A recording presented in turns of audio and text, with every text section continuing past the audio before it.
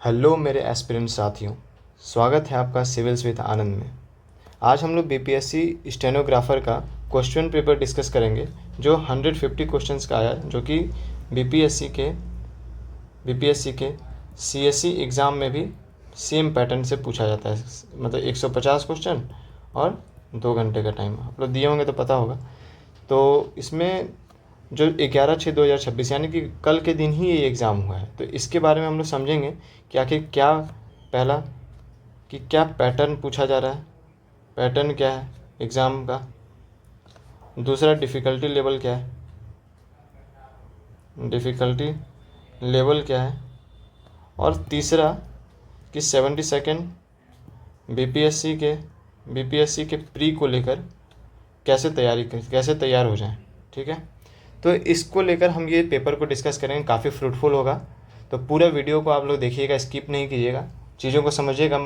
हम आंसर की के साथ साथ उसका एक्सप्लेनेशन भी करेंगे, तो और उसका फिर इसको एनालाइज करके बताएंगे कैसा क्वेश्चन आएगा नहीं आएगा, आप लोग भी समझेंगे इस चीज़ को। तो चलिए स्टार्ट करते हैं।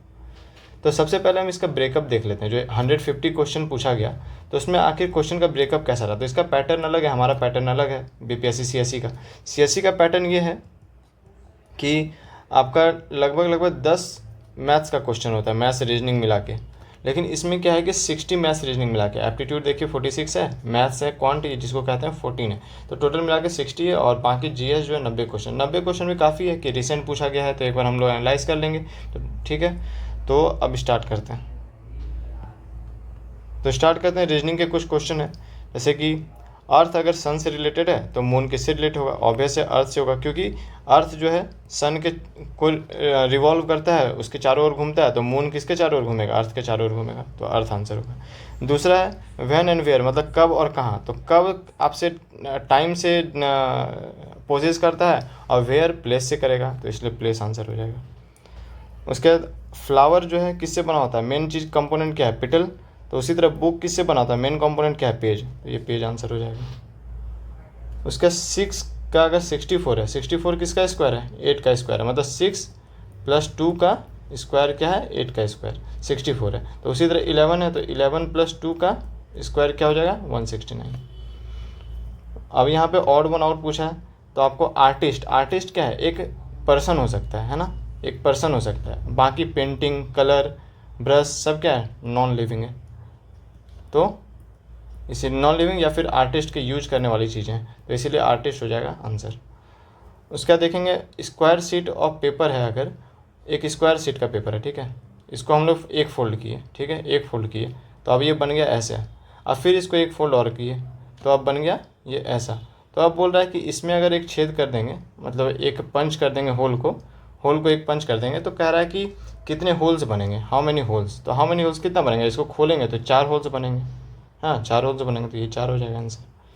अब हिडन ब्लॉक्स पूछ रहा है कि 3x3 का अगर टावर है या फिर क्यूब है, समझ लेना 3x3 का क्यूब है, अगर 3x3 का अगर क्यूब है,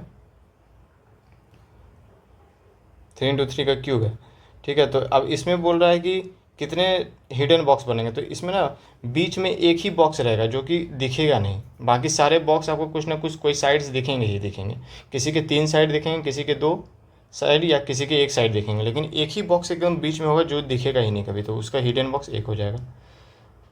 अब यहाँ पे एक बेलन है, बेलन का मतलब सिलेंडर है, तो इसमें बोल रहा है कि सिलेंडर में अगर समानांतर काटेंगे कहीं भी, तो कौन सा क्या आकार दिखेगा, तो एक वृत्त दिखेगा यहाँ पे, ठीक है। तो एक वृत्त दिखेगा, कौन सा आकार दिखेगा, सिलेंडर को बीचों बीच काटेंगे तो वहाँ पे न समतल द्वारा अगर प्रतिच्छेदित करेंगे, मतलब काटेंगे न, तो क्या दिखेगा, सर्कल दिखेगा। यहाँ से काटिएगा तो क्या दिखेगा, जहाँ से काटिएगा, यहाँ से काटिए, यहाँ से काटिए, यहाँ से काटिए, तो कहीं से भी काटिएगा तो आपको सर्कल ही दिखेगा, तो वही एक वृत्त दिखेगा, है ना। उसके बाद फिर आपको आ जाइएगा कि एक बिंदु, ठीक है, फिर एक रेखा और एक बहुभुज।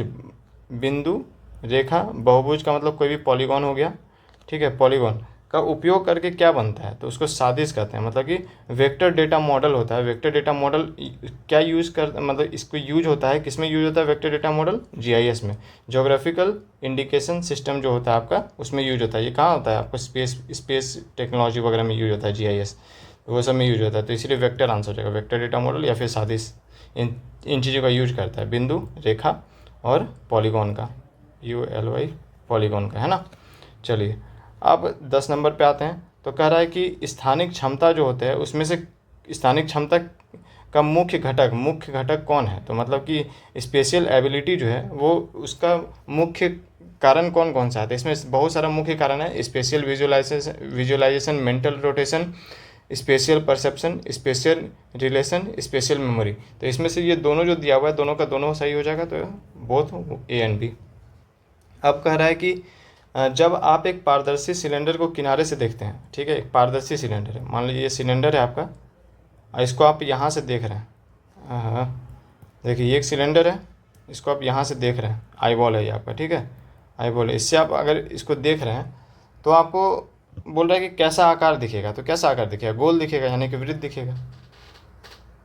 उसके बाद फिर बोल रहा है कि कोई समस्या समाधान करता जो है, मतलब कि प्रॉब्लम सॉल्वर जो है, तो उसके लिए उसको उसके पास सीमित जानकारी है, ठीक है। तो सर्वोत्तम अभ्यास क्या होगा। तो सर्वोत्तम अभ्यास क्या होगा, दस्तावेज या धारणाओं की समीक्षा करना। अगर आपके पास पहले से कोई चीज़ है तो उसको आप समझें कि कहाँ से क्या है क्या नहीं है, तो दस्तावेज में देखें, धारणाओं को देखें, तो उसी से पता चल जाएगा। उसके बाद फिर बोल रहा है कि कार्य को पूरा करने वाली क्रियाओं को पूर्ण क्रमबद्ध अनुक्रम को क्या कहते हैं। तो क्या कहते हैं, एल्गोरिदम जो होता है। तो एल्गोरिदम कोई चीज़ का होता है तो उसको क्रमबद्ध तरीके से बताता है ना एल्गोरिदम। कि मान लीजिए गरीबी है, पुअर पीपल है, तो पुअर पीपल क्यों है, तो क्यों है, क्योंकि जॉबलेसनेस है, जॉबलेसनेस है, फिर अनएजुकेटेड है, और फिर भी बहुत कुछ हो गया, पैट्रियार्की है, डिपेंडेंसी है बहुत चीज़ की, है ना। तो ये सब जो भी कारण है तो ये एल्गोरिदम बन गया ना, तो यही एल्गोरिदम बताता है इन चीज़ों को। उसके बाद बहरेपन का श्रवण अगर है, बहरेपन का मतलब होता है, बहरेपन का उल्टा हो गया सुनना, श्रवण मतलब सुनना। तो उसी तरह हकलाना का क्या होगा, हकलाना पर भाषण देना बढ़िया से। उसके बाद ये देखिए क्वेश्चन बोल रहा है कि 12वीं अक्षर बाईं तरफ से, 12वीं अक्षर बाईं तरफ से मतलब क्या हो गया, ABCD ऐसे करके, ABCD। तो ऐसे करके 12वीं अक्षर जो जाइएगा ना तो ये आ जाता है आपका, क्या आ जाएगा, JKL, L आ जाएगा, L आ जाएगा। अब L के बोल रहा है कि दाईं तरफ का 8वां अक्षर, अब यहाँ से 8वां LMNOPQR ऐसे करके जाइएगा तो T आ जाएगा 8वां अक्षर, 8th। तो यही आंसर हो जाएगा। उसके बाद भी बोल रहा है कि इसमें करेक्ट ऑप्शन क्या होगा, correct represent the same figure. तो कह रहा है एक डॉट है टॉप लेफ्ट कॉर्नर में, ठीक है, टॉप लेफ्ट कॉर्नर में एक स्क्वायर के टॉप लेफ्ट कॉर्नर में एक स्मॉल ट्रायंगल है जो कि राइट साइड को टच करता है, और एक हॉरिजॉन्टल लाइन है जो कि लोअर हाफ को है। तो कह रहा है इसमें इससे बताना है कि क्या होगा। तो देखिए क्या होगा, डॉट जो है टॉप लेफ्ट में, ऑब्वियस है टॉप लेफ्ट में है। उसके बाद फिर आपका ट्रायंगल ऑन द राइट है और line in the lower half है, line in the lower half है। तो सब चीज़ यहाँ पे मैच करेगा तो ये आंसर हो जाएगा। बस इसको आपको डिकोड करना है और कुछ भी नहीं है। इसमें कह रहा है कि एक सर्कल है जिसके 4 क्वाड्रेंट हैं, ठीक है, 4 क्वाड्रेंट है। तो कह रहा है टॉप लेफ्ट क्वाड्रेंट जो है वो शेडेड है, और टॉप राइट एम्प्टी है, बॉटम लेफ्ट एम्प्टी है, और बॉटम राइट जो है वो शेडेड है। तो इससे निकालना है, बस यही चीज़ है, टॉप लेफ्ट शेडेड जो है वो टॉप लेफ्ट है और बॉटम राइट, बस यही चीज़ निकालना था, कुछ है नहीं। हाँ लेकिन इसमें देखिए ऑड बनावट, इसमें थोड़ा सा दिमाग लगाना है, साइंस के स्टूडेंट हैं तो भी पता चलेगा, मतलब ये सिर्फ रीजनिंग तो है नहीं।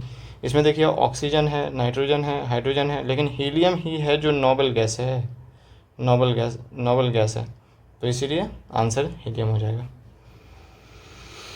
और इन चीज़ों को सिर्फ पढ़ना है, कॉम्प्रिहेंशन है, जिस तरह से यूपीएससी वगैरह में आता है तो ये कॉम्प्रिहेंशन दे के चेक किया गया है, बीपीएससी पूछा है, तो हो सकता है पता नहीं 72nd बीपीएससी में भी ये क्वेश्चन पूछा जा सकता है ऐसा रीजनिंग के तौर पे। तो लाइटली नहीं रहा है, बस ऐसे क्वेश्चन पूछा जा सकता है, आसान होता है, बस पढ़ के आपको टाइम टेकिंग थोड़ा है और उसको निकालना है। तो इस दोनों का आंसर बी है, आप देखेंगे इसमें।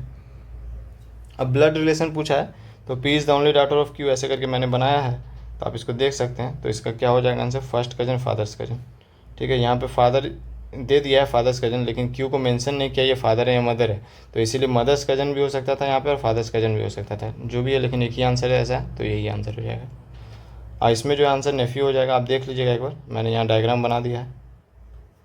उसी तरह के वुमन क्या कहता है एक फिगर को देख के, ऐसा वाला भी क्वेश्चन आता है, थोड़ा टफ होता है, आप लोग को प्रैक्टिस कर लेना है, ऐसा बीपीएससी भी क्वेश्चन पूछा है और पूछेगा अभी आगे। तो इसका आंसर कज़न है, आप देख लीजिएगा। नेक्स्ट ये मैथ्स का क्वेश्चन आ गया, ठीक है, एप्टीट्यूड। अब ये क्वांट का क्वेश्चन है तो मैथ्स का, तो इसमें क्या है कि सीपी ऐसे दिया हुआ है कि 40% अगर मार्क प्राइस जो है कॉस्ट प्राइस के 40% है, मतलब कि कॉस्ट प्राइस का अगर 40% बढ़ाते हैं, ये मार्क प्राइस हो गया है ना 1.4 CP। अब कह रहा है कि फेस्टिवल में इसको 25% डिस्काउंट दे दिया, मतलब कि कितना में बेचा, 0.75 जो है 0.75 इंटू जो है मतलब 75% ही ये लिया, मतलब कि आपका डिस्काउंट दिया तो 75% ये लिया। तो अब उसमें से जो सी पी माइनस करेंगे तो ये क्या हो जाएगा, ये प्रॉफिट हो जाएगा। तो प्रॉफिट अगर 360 आ गया तो यहाँ से सी पी अगर निकाल लेंगे ये इसी को सॉल्व करके तो 7200 आ जाएगा आंसर ये। अब बोल रहा है कि ए बी और सी 3 पाइप है, तो ए जो है 12 घंटा में भरता है एक टैंक को, 18 घंटा में बी भरता है, और सी जो है खाली करता है 36 घंटा में। तो एफिशिएंसी करके निकालते हैं अगर हम लोग तो 36 इसका आ जाएगा आपका एलसीएम, जो कि एफिशिएंसी हो गया, एफिशिएंसी हो गया। और इसी को अब देखेंगे तो वर्क देखेंगे तो ए का एफिशिएंसी 3, बी का एफिशिएंसी 2 और सी का एफिशिएंसी -1 हो जाएगा। तो अगर टोटल एफिशिएंसी देखेंगे तो 4 आता है। तो उसी हिसाब से कि 9 दिन में अगर एक काम करता है तो 6 दिन तक ये लोग एक साथ करता है ना, तो 6 दिन तक करता है, तो इसका मतलब इतना वर्क 2/3 वर्क ये लोग कर लेगा। ठीक है, 2/3 वर्क ये लोग कर लेगा, 2/3 वर्क ये लोग कर लेगा। तो इसीलिए अगर 2/3 करता है तो बचा मेरे पास कितना, 2/3 अगर ये हुआ तो रिमेनिंग बचा कितना 1/3। तो 1/3 ऑफ क्या 36, तो कितना हो गया 12। तो यही 12 जो यहाँ लिखा हुआ है, तो 12 जो है 5 क्यों लिखे हैं यहाँ पे, 5 लिखे हैं क्योंकि सी को बंद कर दिया गया, तो इसीलिए 3 + 2 लेंगे तो 5, तो 12/5 2.4 आवर्स, तो 2.4 आवर्स एक्स्ट्रा लगेगा। अब बोल रहा है सिटी एक्स टू वाई जाने में 60 किलोमीटर पर आवर लगता है एक ट्रेन को, फिर उधर से वापस आने में ना कंजेशन का 25% जो कम हो जाता है स्पीड। तो अब इसको देखेंगे बनाने का तरीका है, और फिर बोलता है ना टोटल टाइम लगता है 7.5 घंटा आना जाना मिला के। तो अगर d/60 मतलब क्या है, speed distance by speed equal to time होता है। तो d/60 एक तरफ का फिर दूसरे तरफ का d/45, क्योंकि 25% अगर कम हुआ तो कितना हो गया, स्पीड 45 हो गया, तो इसीलिए 7.5 आवर्स निकला। यहाँ से डी निकाल देंगे तो आंसर आ जाएगा 192 पॉइंट समथिंग आता है। ठीक है, तो इसको अप्रॉक्स 193 है। तो आप ये देखेंगे कि कैलकुलेशन भी बहुत ज़्यादा करवाया है बेसिस एग्जाम में, जो कि काफ़ी डिफिकल्ट हो जाता है वहाँ पे करना कैलकुलेशन, टाइम टेकिंग है। वैसे ही सेम इसको भी आप देखेंगे कि मनी है, एक पर्सन इन्वेस्ट करता है कुछ मनी 2 डिफरेंट स्कीम्स में। तो एक स्कीम में 1/3 ऑफ द मनी इन्वेस्ट करता है 6% ऑफ द सिंपल इंटरेस्ट, दूसरे में 10% ऑफ द सिंपल इंटरेस्ट से करता है 2 साल के लिए।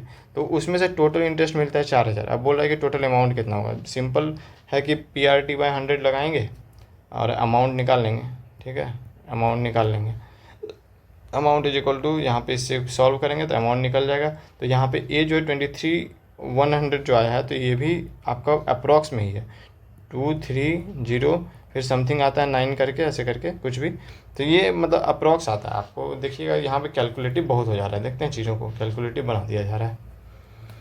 उसके बाद फिर बोल रहा है कि अब इसमें तो सिंपल है कि एक आदमी है जो कि 6 किलोमीटर बोल रहा है कि ईस्ट गया, फिर साउथ गया 5 किलोमीटर, फिर ऐसे 8 किलोमीटर गया आपका वेस्ट, और फिर नॉर्थ गया लगभग 5 किलोमीटर। तो फिर यहाँ से इन दोनों के बीच का डिस्टेंस पूछा, तो कितना हो जाएगा 2 हो जाएगा ये आंसर।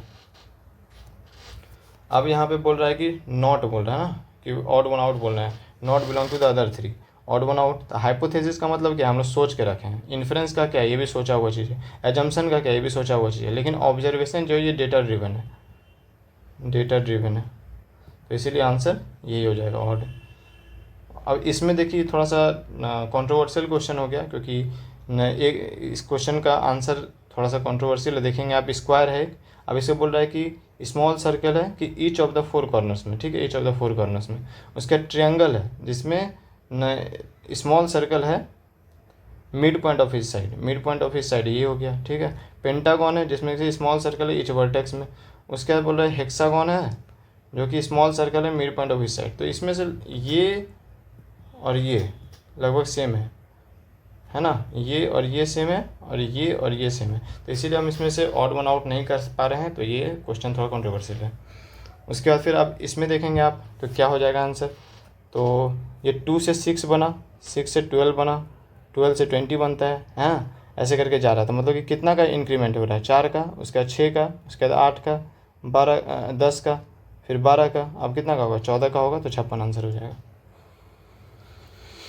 इसमें देखेंगे ऐड करना है, ठीक है। तो 1 + 1 हो गया 2, 1 + 2 हो गया 3, फिर 1 + 2 3 ऐसे करके, फिर 3 हो गया यहाँ पे 6, और 1 3 हो गया यहाँ पे 4, 3 1 हो गया यहाँ पे 4 ऐसे करके। तो 4 6 हो गया यहाँ पे क्या हो जाएगा 10 हो जाएगा, 4 1 5 और 4 6 4 10, 4 1 5, तो यहाँ पे आंसर हो जाएगा 10। उसके बाद बोल फाइंड द मिसिंग टर्म। अब मिसिंग टर्म बोलना है यहाँ पे फिर से निकालना है। तो क्या है इसमें देखिए, n इंटू थ्री -4 करना है, मतलब 3 इंटू थ्री कितना हो गया 9 -4, 5 इंटू थ्री 15 -4, ऐसे करके सबको करना है। इसी तरह 83 इंटू 3 -4, तो यही आंसर हो जाएगा 245। दोस्तों आगे बढ़ते हैं फिर।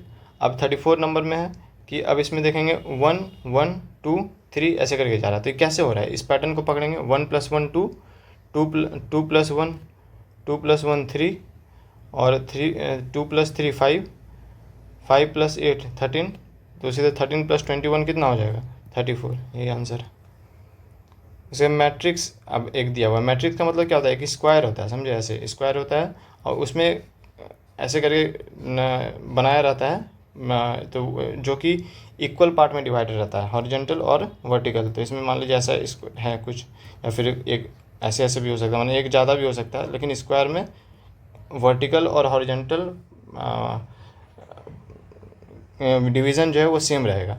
तो आप देखेंगे इसमें पोजीशन 23 पे बोला है, तो square circle triangle, square circle triangle ऐसे करके अगर, तो square circle triangle, square circle triangle अगर ऐसे कर करके आ रहा है, तो बोला 23 थर्ड पोजीशन पे क्या आएगा। तो अब ऐसे ही देख लेंगे, इसमें सिंपल है, स्क्वायर सर्कल ट्रायंगल अगर ऐसे करके बार बार आ रहा है, तो अगर हम इससे 3 से इसको डिवाइड करते हैं तो कितना आ जाएगा 21, 20 मतलब 2 रिमाइंडर बचता है ना, सॉरी 2 रिमाइंडर बचता है, 2 रिमाइंडर बचेगा। तो 2 रिमाइंडर बचेगा, इसका मतलब क्या है स्क्वायर, तो 2 रिमाइंडर बचेगा अगर, तो इसमें क्या हो जाएगा स्क्वायर सर्कल, तो ये सर्कल हो जाएगा, ठीक है। तो यही आंसर हो जाएगा सर्कल। इसमें होता है अब पैटर्न, एक स्क्वायर 2 स्क्वायर, हाँ मतलब कि बोल रहा है ना कि इसमें कि ना जैसे जैसे हम लोग पैटर्न में इस ऐसा पैटर्न दिया हुआ है कि अगर एक स्क्वायर है, ठीक है, नेक्स्ट जो फिगर आएगा तो उसमें 2 स्क्वायर कंसीडर होगा, फिर तीसरा जो आएगा तो उसमें 3 स्क्वायर हो जाएगा, ऐसे ऐसे करके हो रहा है।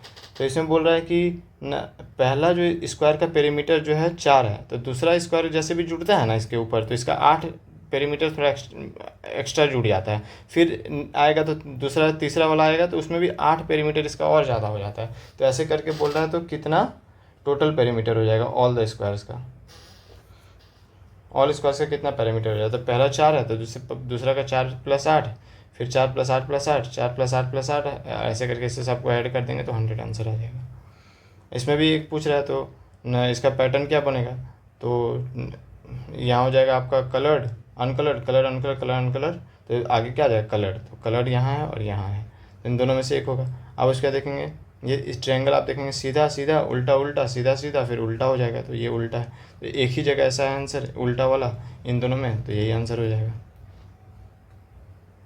उसके अब पैटर्न शोज सर्कल, अब ये सर्कल बोल रहा है कि रो 1 में जो है एक सर्कल है, ठीक है, रो 1 में एक सर्कल है, रो 2 में आपका 3 सर्कल है, फिर रो 3 में आपका 6 सर्कल है, 6 सर्कल है, तो मैंने ऐसा 1 3 6 ऐसे करके, फिर रो 4 में 10 सर्कल है, तो कह रहा है कि 7th रो में फिर कितना होगा। अगर यहाँ पे 10 है तो फिर अगला रो में क्या हो जाएगा 15 होगा, फिर 21 होगा। मतलब हम इसको कैसे देखें, यहाँ से 2 बढ़ा, फिर यहाँ से 3 बढ़ा, फिर यहाँ से 4 बढ़ा, यहाँ से 5 बढ़ा, 6 बढ़ा, 7 बढ़ा, तो यहाँ पे 28 हो गया आंसर, यही है।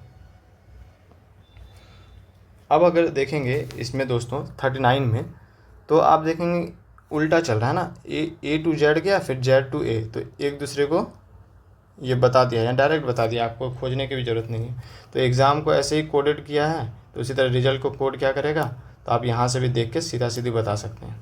तो इसमें आंसर यही है, और इसमें साफ बता दिया है कि ABCD का नंबरिंग 1 to 26 तक का ऐसे करके दे दिया गया है। डायरेक्ट आपको मैंगो खोज देना है, इससे खोजना है कि इसमें से क्या होगा मैंगो, तो आप डायरेक्ट इसमें देखेंगे कि यही आंसर होगा।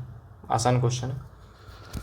और यहाँ पे टीचर का अगर ये है तो स्टूडेंट का क्या होगा, अब इसमें कैसे देखेंगे, टी है अगर, तो टी में अगर 2 ऐड करेंगे यू भी, मतलब टी के बाद यू भी मतलब 2 ऐड हुआ, फिर ई के बाद 2 ऐड हुआ, जी हो गया, तो ऐसे करके सबको 2 2 ऐड करते रहेंगे। तो इसमें से एस में भी 2 ऐड करेंगे, क्या होगा एस के बाद टी यू यहाँ पे 2 हो गया यू, फिर टी के बाद यू भी, तो यहाँ भी हो गया।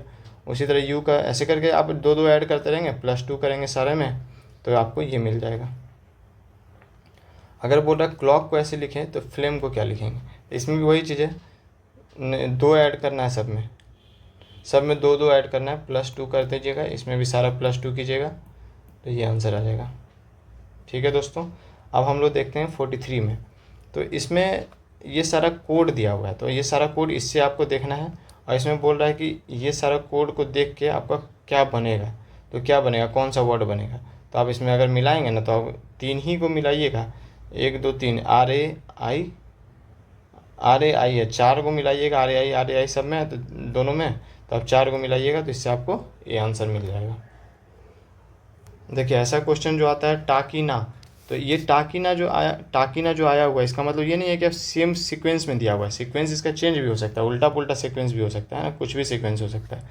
तो इसमें बोल रहा है कि टामो का मतलब क्या होगा, तो अगर टा है यहाँ पे, तो हम देखेंगे टा तो भाई और कहीं नहीं है, तो इसमें से कौन ऐसा चीज़ है जो कि और कहीं नहीं आ रहा है, तो सी जो है ऐसा चीज़ जो कहीं नहीं आ रहा है, तो इसीलिए सी आंसर हो जाएगा। ठीक है, पहला सी हो जाएगा टा। अब मो का देखेंगे, मो यहाँ है, तो मो भी कहीं में नहीं है, इतना में से मो कहीं नहीं है, बस एक जगह है मो, तो ऐसा चीज़ क्या है इसमें जो कि इन दोनों में नहीं आया हुआ है, तो देखेंगे कि हैप्पी बस यहाँ पे है, वो कहीं नहीं आया। एंड देखेंगे, एंड आया हुआ है। इज़ देखेंगे, इज़ आया हुआ है, तो बस हैप्पी नहीं आया हुआ, तो इसे सी हैप्पी डायरेक्ट बना सकते थे। अब यहाँ पे साइफर दिया हुआ है, मतलब प्लेन, मतलब एक ये प्लेन हुआ, इसका साइफर, फिर प्लेन है, फिर साइफर, मतलब इसका कोड दिया हुआ है, ए को डी कहेंगे, ओ को आर कहेंगे, ऐसे करके दिया हुआ है। तो उसी तरह बोला कि खूर अगर प्लेन में है तो इसको डिकोड करो, क्या बनेगा, तो साइफर से देख के तो हेलो बनेगा। जैसे के, मान लीजिए यहाँ पे के है, तो के का क्या है, के का एच है, तो उसी तरह एच का क्या है, एच का यहाँ पे ई है, तो ऐसे करके बनाएंगे तो हेलो आएगा। दोस्तों अब हम लोग 46 नंबर पे आते हैं। तो अगर ये अच्छा क्वेश्चन लगा हमको, जैसे कि मान लीजिए एक यहाँ पे दिया है, एक यहाँ पे, तो पहला ए आता है, तो इसीलिए ए आ गया। ठीक है, बी के लिए क्या किया, एक शिफ्ट किया इधर, अगर एक शिफ्ट किया तो यहाँ पे बी हो गया। अब सी के लिए क्या किया, जब एक शिफ्ट किया ना यहाँ पे, तो उसके दूसरा वाला सी जो है यहाँ पे आएगा, सी जो है यहाँ पे आ जाएगा, मतलब कि एक फिर से देंगे, दोनों को साथ दे देंगे तो सी आ जाएगा। अब डी के लिए क्या करना है, डी के लिए क्या करना है ना, कि यहाँ का हम ये 3 लेते हैं अभी। डी के लिए क्या लग रहा है, 1 0 0 हो जाएगा डी, अब बाकी जो पहले है वो तो रहेगा ही। अब ई के लिए क्या हो गया, 1 0 1।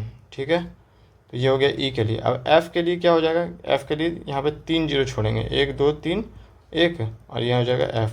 तो अगर एफ़ मिल गया तो उसके बाद यही पैटर्न इसको फॉलो किया, लास्ट में 1 डाल दिया, तो एफ़ के बाद क्या होगा, जी, नेक्स्ट जी हो जाएगा, तो यही डी आंसर है। अच्छा क्वेश्चन था। अब साइलोगिज्म का क्वेश्चन है, साइलोगिज्म जो all roses are flowers, all roses are flowers. ठीक है, उसके some flowers are red, some flowers are red. अब इसमें से वही बोला, some roses are red, all flowers are red, तो सम रोजेज आर रेड हो सकता है क्या, कोई ज़रूरी नहीं है। उसके बाद all flowers are roses, all flowers are roses बिल्कुल गलत है, तो इसीलिए आंसर दो कोई भी नहीं होगा, नीदर। ऐसे करके बहुत सारे साइलोगिज्म है। तो some politicians are honest, some politicians are honest.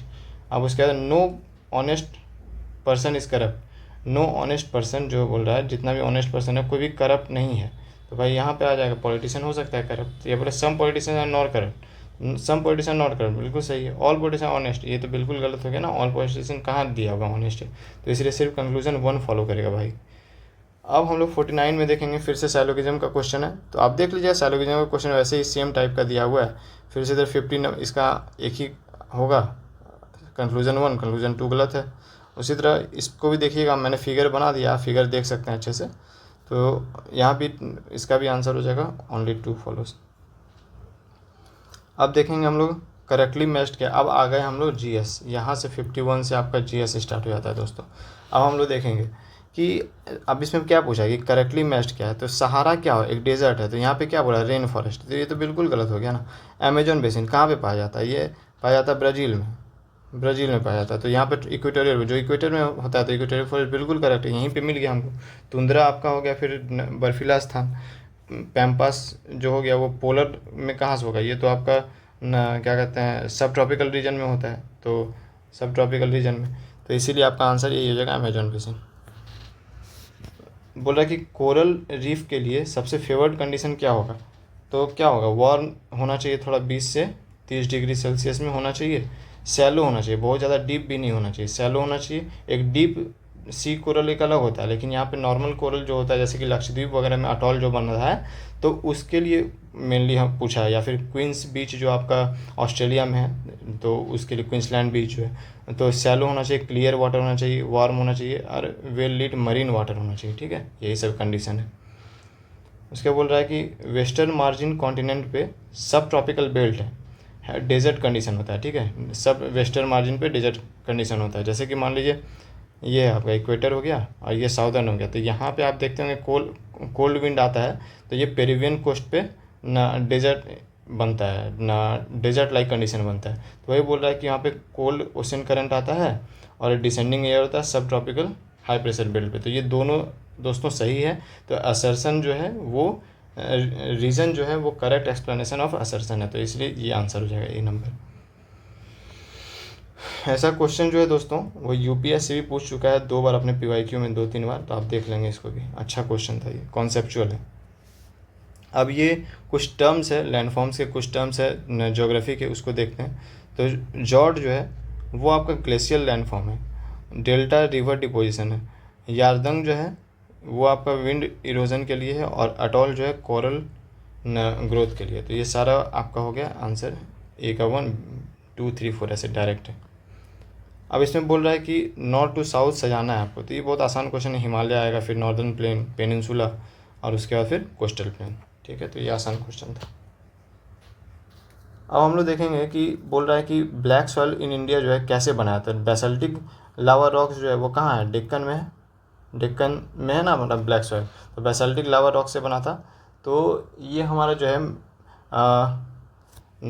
बना था, तो ये डेक्कन प्लेट्यू जो बना है, डेक्कन प्लेट्यू, आप लोग ये बताएंगे कि डेक्कन प्लेट्यू जो बेसाल्टिक लावा रॉक्स बना, ये कहाँ बना था। जब अपना जो इंडियन प्लेट है वो जब नॉर्थ की तरफ बढ़ रहा था, नॉर्थ ईस्ट की तरफ, तो उस समय कोई एक ऐसा जगह था, जो कौन सा कंट्री है जहाँ पे ये बेसाल्टिक लावा रॉक्स जो है इंडियन प्लेट पे आया था। आप लोग बताएंगे कमेंट करके, ये बहुत अच्छा क्वेश्चन है।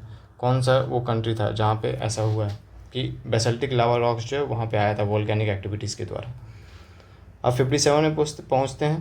तो the Himalaya acts as an important climatic barrier बोला जाता है हिमालय को। तो कौन सा क्लाइमेटिक क्यों बोला जाता है, क्योंकि वो कोल्ड सेंट्रल एशियन विंड्स जो है वो इंडिया में नहीं आने देता है, ठीक है, इंडिया में नहीं आने देता है। अब नेक्स्ट देखेंगे हम लोग ईस्ट फ्लोइंग पेनिनसुला जो है दोस्तों, ईस्ट फ्लोइंग पेनिनसुला रिवर्स जो है तो वो डेल्टा बनाता है। तो क्यों बनाता है डेल्टा, क्योंकि वो जेंटल ग्रेडियंट होता है थोड़ा सा, अगर ईस्ट की तरफ जाता है ना तो एक जेंटल ग्रेडियंट होता है। जैसे कि मान लीजिए जेंटल ग्रेडियंट, इधर जो भी रिवर जाएगी तो जेंटल ग्रेडियंट होता है, मतलब जेंटल स्लोप होता है, और क्या है कि डिपॉजिट करता है सेडिमेंट्स को, तो इसीलिए यहाँ पे डेल्टा लाइक स्ट्रक्चर बनता है। ऐसे कि कावेरी हो गया, कृष्णा, गोदावरी, सारा लोग ये सब बनाता है, ठीक है। उसके दोस्तों हम 59 नंबर में अब आते हैं। तो बोल रहा है कि करेक्टली कौन एक्सप्लेन किया है concentration of iron and steel industries eastern India में क्यों है। तो ये बता क्यों है, क्योंकि वहाँ पे आयरन और का प्रोक्सिमिटी है, कोल है, वाटर है, ट्रांसपोर्ट है, जितना भी चीज़ इंडस्ट्री में चाहिए वो सारा कुछ है हैवी इंडस्ट्रीज़ के लिए, तो इसीलिए ये हो जाएगा आंसर। उसके इंडियन मानसून को देखेंगे कि उसके रिगार्डिंग, तो बोल रहा है कि अरेबियन सी ब्रांच जो है वो हेवी रेन करता है वेस्टर्न कोस्ट में, तो बिल्कुल सही है, क्योंकि खुद अरेबियन सी जो है वो वेस्टर्न कोस्ट में है। बे ऑफ बंगाल ब्रांच जो है बोल रहा है कि नॉर्थ ईस्ट इंडिया में और गैंगटिक प्लेन में रेन कराता है, बिल्कुल सही है। और साउथ, यहाँ पे ये साउथ वेस्ट मानसून की जगह नॉर्थ ईस्ट मानसून हो जाएगा, जो कि नॉर्मली पंजाब और हरियाणा में रेनफॉल कराता है, विंटर रेनफॉल। तो इसलिए 1 2 आंसर है, 3 जो हो गया गलत हो गया दोस्तों। उसका सर सैयद अलीगढ़ कॉलेज जो है उसको हिस्टोरियन है डेविड लेलिवेड, तो ये जो है क्या कहें इसके बारे में, तो इसको कहें प्रोफाउंड पॉलिटिकल इंटरप्राइज, तो ये आंसर हो जाएगा डी। इसमें साफ है, आपको 1 लाइनर है, सीधा आंसर आता है तो ठीक है, नहीं आता है तो सीधा आप नहीं जानते हैं। उसका who is the writer of a comparison between man and women, तो comparison between women and man एक बुक है, तो उसके राइटर कौन है ये पूछ रहा है। तो स्त्री पुरुष तुलना, इसको मराठी में लिखा गया है, तो राइटर है इनकी ताराबाई शिंदे, कॉलोनियल टाइम्स में लिखा गया था, ताराबाई शिंदे, ए नंबर। रामगढ़ सेशन जो 1940 का हुआ था, तो उसमें राजेंद्र प्रसाद थे, राजेंद्र प्रसाद उसमें कॉपरेट किए थे। तो उसमें बोल रहा है कि क्या बोले थे, उसमें से कौन सा स्टेटमेंट सही है, तो बोले थे कि वो बिहारी को ना ज़रूरत है कि अपनी रिस्पॉन्सिबिलिटी को लेने का नेशनल एफर्ट के लिए। तो यही चीज़ सही हो जाएगा, सी नंबर आंसर। अब बिहार ब्रांच ऑफ मुस्लिम लीग जो आया था, जो कि 13 से 14 अप्रैल के बीच मनाया गया था 1940 में, तो वो किस जगह पे मनाया गया था? वो छपरा है। अगर आप डीप में थोड़ा सा पढ़े हैं हिस्ट्री को, बिहार की हिस्ट्री को, बिहार स्पेशल को, तो आप लोग ये आसानी से मार पाएंगे। नहीं तो एक दो बार अगर पढ़ें तो रिवीजन की ज़रूरत है। छपरा के जगह कोई कोई सोचेंगे कि पटना हो जाएगा, कहीं गया हो जाएगा, कुछ भी हो सकता है। मैं खुद क्या कहते हैं बीपीएससी में थोड़ा क्या कहते अच्छे नंबर से प्रीलिम्स पास किया हूँ, साथ में इंटरव्यू वगैरह भी दिया हुआ हूँ। तो इससे मैं खुद ही ये क्वेश्चन सॉल्व कर रहा था, खुद सोच रहा था कि यार पटना होगा या गया होगा, छपरा तो सोच ही नहीं पा रहा था, जबकि आंसर छपरा है। क्यों? क्योंकि मेरा भी खुद लैक ऑफ रिवीजन है। तो इसीलिए मैं बोलूँगा कि आप सब भी रिवीजन तैयार करते रहिए, तभी आपका 72 जो प्रीलिम्स है वो क्वालिफाई कर पाएंगे। तो जो लगातार कॉन्टीन्यूटी मेंटेन करेगा वही 72 प्रीलिम्स भी पास करेगा। अब प्रीलिम्स पास कीजिएगा, बहुत बड़ा प्रीलिम्स हडल होता है दोस्तों, यूपीएससी में बहुत बड़ा हडल है, और साथ में बीपीएससी में नहीं होगा तो सिर्फ क्या कीजिएगा, सबका मुंह देखते रह जाइएगा। मेंस जो है आपके सामने से लिखेगा लोग और आप देखते ही रह जाइएगा। तो इसीलिए आपको लिखना है अगर मेंस, तो प्रीलिम्स को पास करना है, रिवीजन में कंटिन्यूटी रखना है, ठीक है। तो चलिए नेक्स्ट अब देखते हैं कि कैलकाटा सेशन में कौन कौन प्रेसिडेंट रहे थे, ये सब बताना है क्या। तो कैलकाटा सेशन अगर आप इसको देखेंगे तो एक ही बार में पता चल जाएगा कि 1886 को कैलकाटा सेशन में कौन थे, तो दादा भाई नौरोजी थे। तो बस इससे ही आपका आंसर निकल जाएगा, ए का 4 यही है, तो बस आंसर इसी से निकल गया, दूसरा कुछ देखने का ज़रूरत है नहीं। नेक्स्ट देखते हैं दोस्तों 66 नंबर में क्या है कि लाला लाजपत राय बोले हैं, ये सब कुछ स्टेटमेंट दिया हुआ है। लाला लाजपत राय जो है गवर्नमेंट ऑफिशियल्स को बोले हैं कि आप जो है do not fear of the jails not death, मतलब कि आप लोग जेल और डेथ के लिए फियर नहीं कीजिए। तो ये लाला लाजपत राय का स्टेटमेंट है, जो कि सही है, आप देख लीजिए कैसे स्टेटमेंट को। और अजीत सिंह जानते हैं फ्रीडम फाइटर एक बहुत अच्छे थे, जो भगत सिंह के अंकल लगते थे। तो अजीत सिंह जो है वो 30 करोड़ इंडियंस बोले हैं कि वो आराम से डिफीट कर सकता है 1.5 लाख इंग्लिश मैन को। तो ये भी बोले हैं डिस्पाइट देयर गन्स पावर। तो इसीलिए ये भी आंसर सही है, ये भी सही है। तो 1 और 2 बोथ आर करेक्ट। उसके दोस्तों 67 की ओर आगे बढ़ते हैं।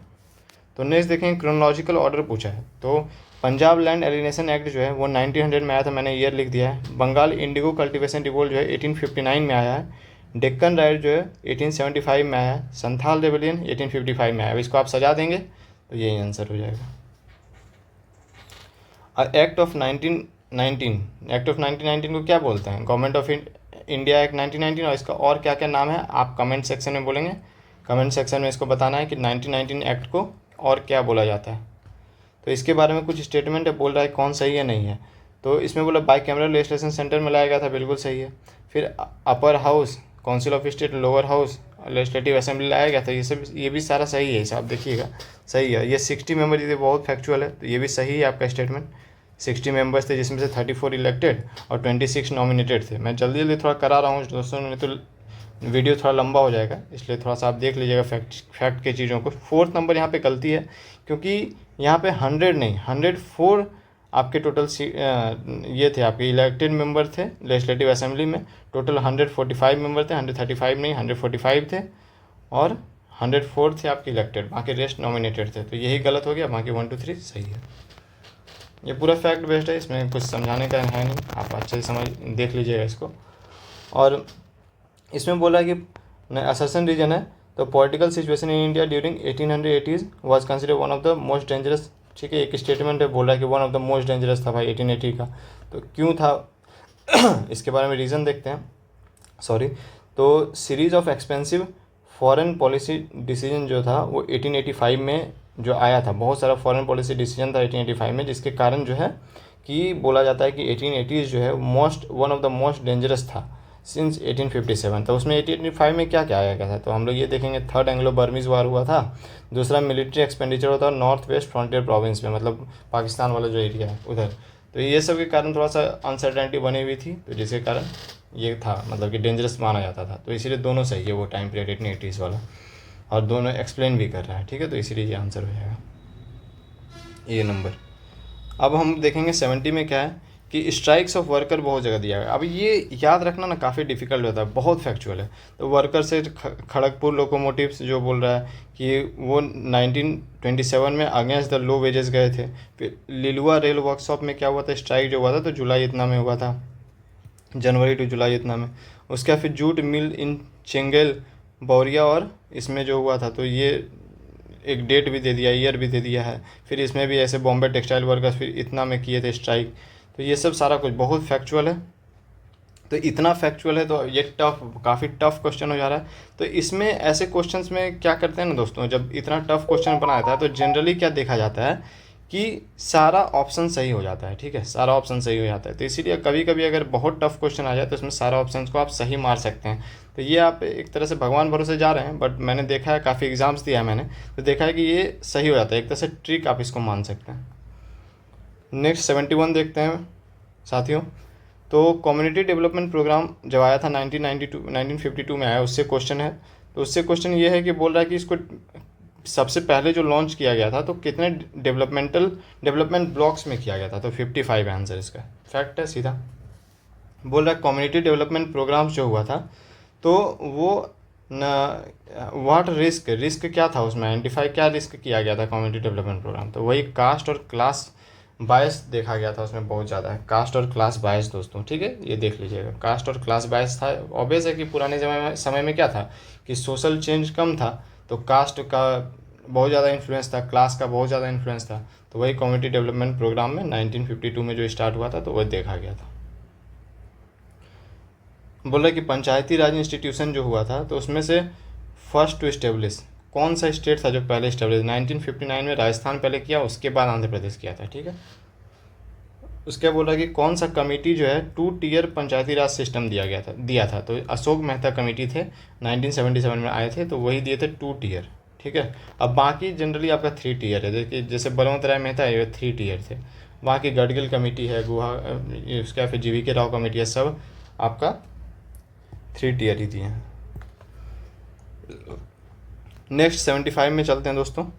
तो बोल रहा है इसमें कि executive power of the union जो है कॉन्स्टिट्यूशन से वो किसको दिया गया, तो प्रेसिडेंट को दिया गया, प्राइम मिनिस्टर को थोड़ी है। एग्जीक्यूटिव के भले वो एक्चुअल हेड हैं, लेकिन जो नॉमिनल हेड है या फिर कॉन्स्टिट्यूशनल हेड हैं वो प्रेसिडेंट हैं, तो इसीलिए प्रेसिडेंट आंसर हो जाएगा। प्राइम मिनिस्टर नहीं मारना है आपको। उसके बाद फिर यहाँ पे बोला है under which article president summon and prorogue the parliament. अब पार्लियामेंट को समन और प्रोरोग कब करता है, मेनली ये आपका लोकसभा को करता है, तो वो आर्टिकल 85 के अंदर में। आगे चलते हैं दोस्तों, क्वेश्चन नंबर 77 देखते हैं।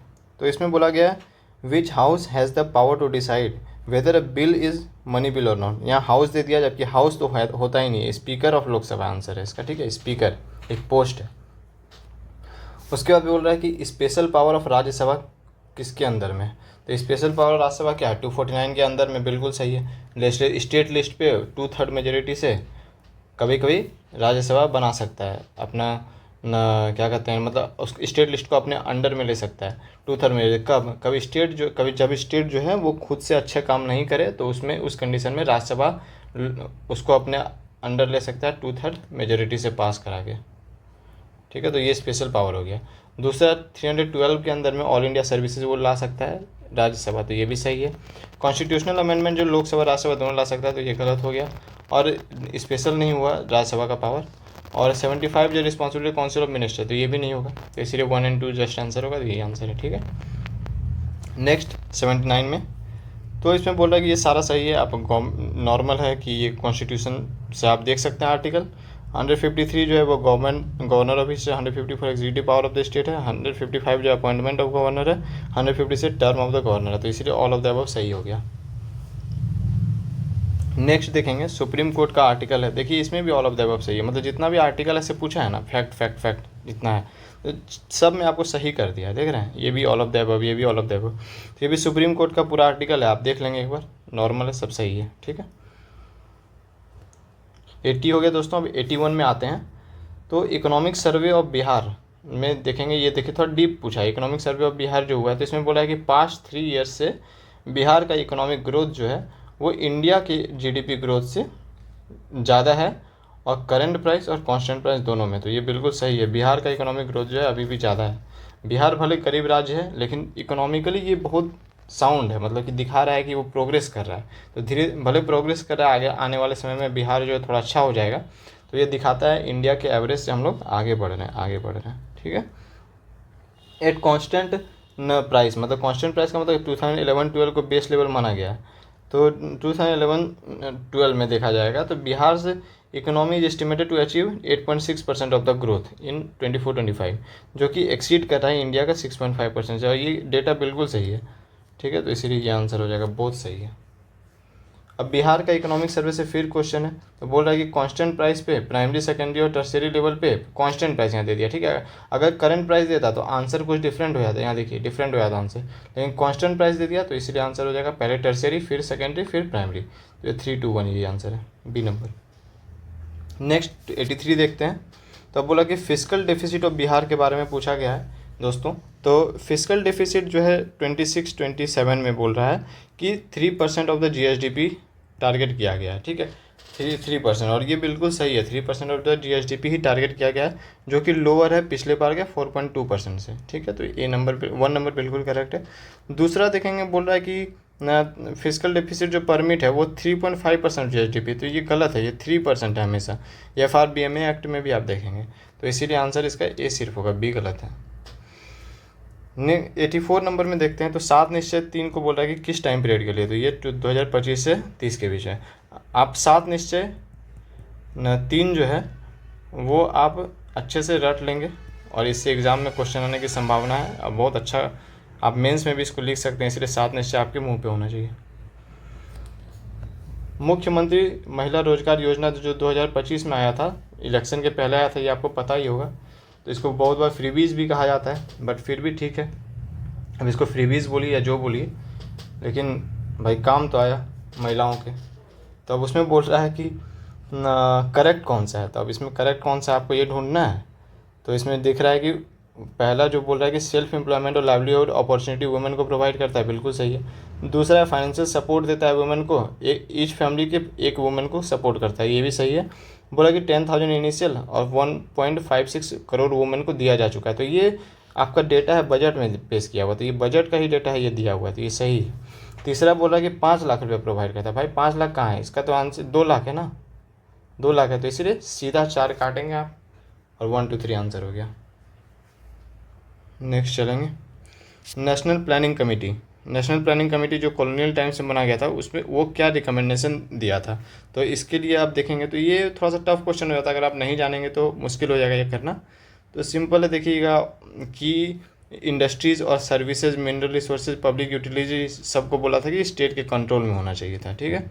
दूसरा बोल रहा है कि committee aimed at doubling the standard of living of people in 10 years not 5 years. ठीक है, तो इसलिए 2 गलत हो गया, 1 सही है।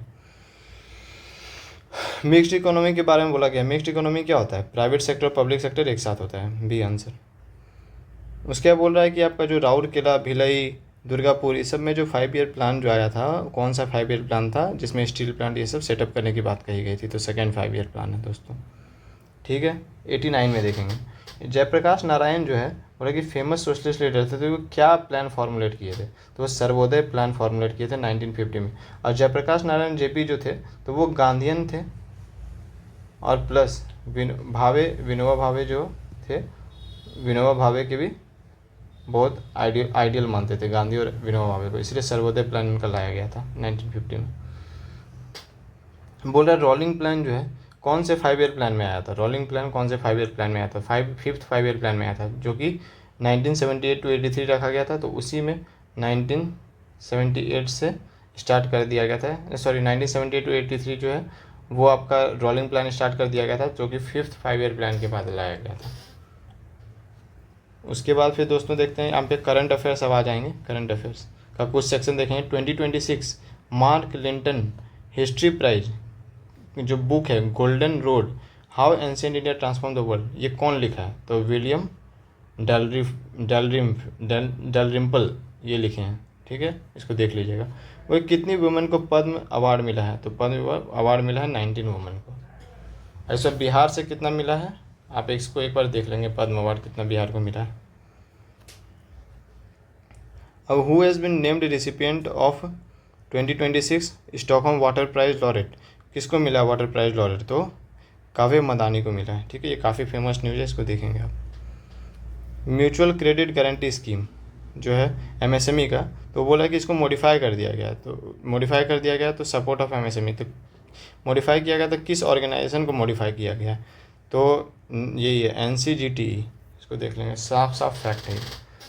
इसका पेथ फेस्टिवल जो मनाया गया तो वो गॉडेस केलबाई के लिए, तो वो मार्च में 2026 में। मार्च का न्यूज़ तो भाई इतना पूछा है मार्च 2026 का, आप देखेंगे 4-5 नाम दे के दिया है कि मार्च 2026 में ये हुआ है, तो आप इसके बारे में बताइए। मतलब अभी अगर चल रहा है आपका जून, तो मार्च में पूछा, मतलब मार्च, जून, जुलाई, मार्च, अप्रैल, मई, जून, मतलब कि लगभग आपका 2.5 महीने या 2 महीने 2.5 महीने का के पहले का न्यूज़ जो है काफ़ी पूछा है। तो गॉडेस केलबाई और पेट फेस्टिवल जो है वो गोवा में मनाया जाता है। विच स्टेट इंदिरा माँ फैमिली लाइफ इंश्योरेंस स्कीम, नाम से लगता है कि साउथ इंडियन नेम है, तो इसलिए हिमाचल प्रदेश कटेगा, बाकी इन तीनों में से कोई होता। अगर आप जानते तो तेलंगाना आंसर है। प्रकृति 2026, अब इसको देखने के, प्रकृति हिंदी नेम है, तो बोल रहा है कि कहाँ पे कार्बन मार्केट के लिए इंटरनेशनल कॉन्फ्रेंस हुआ, तो आप देखेंगे कि दिल्ली में हो सकता है। भाई पेरिस कहाँ से होगा, इसे हिंदी नेम है, तो न्यूयॉर्क नहीं होगा, जिनेवा नहीं होगा, तो इसलिए न्यू दिल्ली आंसर है। आगे चलेंगे दोस्तों 98 पे। बोल रहा है कि who addressed 81st staff course eight defence service staff college Wellington, Wellington में कहाँ हुआ है? इस देखिए फिर से मार्च 2026 में हु एड्रेस कौन किया था? Chief of integrated defence staff, ये किए थे, आंसर हो जाएगा। अब देखिए ऐसा question, who address TV9 network summit, जिसमें से इंडिया एंड द वर्ल्ड ऐसा कुछ समिट हुआ था, दिस इज़ न्यू इंडिया ऐसे करके, and said this is new India, तो कौन बोले थे? ये भी मार्च 2026 में, तो बोले थे नरेंद्र मोदी जी। ठीक है, फिर से नरेंद्र मोदी जी देखेंगे कि एक्स पे ये लिखे थे ऐसा कुछ कि माँ गॉडेस कात्यायनी के लिए, तो ये आपका हुआ था नवरात्रि के समय लिखे थे। ठीक है, तो उसी में लिखे थे, तो कौन लिखे थे? तो श्री नरेंद्र मोदी लिखे थे। तो ये सब काफ़ी मतलब डिफ़िकल्ट क्वेश्चन है, डिफ़िकल्ट क्वेश्चन ये दोनों आप मानेंगे। इतना टफ टफ क्वेश्चन दे रहा है मार्च 2026 में, मार्च 20, इसको आप गेस ही मारेंगे, नहीं तो छोड़ देंगे, आप क्या कर सकते हैं। उसका फिर बोल रहा है कि the door of A refrigerator, ये ऐसा BPSC PYQ है, ये BPSC PYQ और UPSC में भी आ चुका है। ये आसान क्वेश्चन है, अगर जो किए होंगे घटना चक्र तो आसान से बना लेंगे। बोल रहा है कि रेफ्रिजरेटर का डोर अगर खोल देते हैं तो उसमें से क्या होगा? रूम का टेम्परेचर जो होगा वार्म हो जाएगा थोड़ा सा। क्यों वार्म हो जाएगा? क्योंकि जो आपका कंडेंसर है वो थोड़ा सा गर्म हो जाएगा, जिसके कारण ओवरऑल वार्म हो जाएगा रूम, ठंडा होने की जगह उल्टा हो जाता है। अब यहाँ देखेंगे कि असर्शन में दिया है कि 2 bar magnets attract when they are brought near to each other. ठीक है, विथ सिमिलर पोल्स, क्या सिमिलर पोल अगर लाएंगे नॉर्थ पोल तो क्या अट्रैक्ट करेगा? बिल्कुल गलत है, वो क्या करेगा? रिपेल करेगा। तो इसलिए सिमिलर नहीं, ऑपोजिट पोल होना चाहिए था। ठीक है, तो इसलिए 1 गलत हो गया। अब अगर A गलत हो गया तो ऑब्वियस दूसरा से हो जाएगा, unlike poles attract each other. ठीक है, तो इसलिए असर्शन फॉल्स, रीजन सही।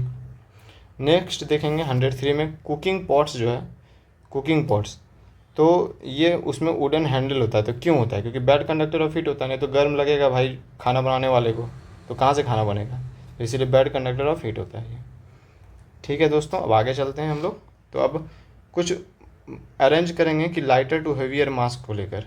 तो एटम है, एटम का मास सबसे कम होगा, उसके बाद फिर आर्टिफिशियल सैटेलाइट का मास कम होगा, उसके बाद फिर बोल रहा है कि total solid material of earth होगा कम, और उसके बाद फिर सबसे लास्ट में हो जाएगा total mass of the earth. ठीक है, तो इसी तरह करके अगर आप सजाइएगा तो 1342 आंसर हो जाएगा।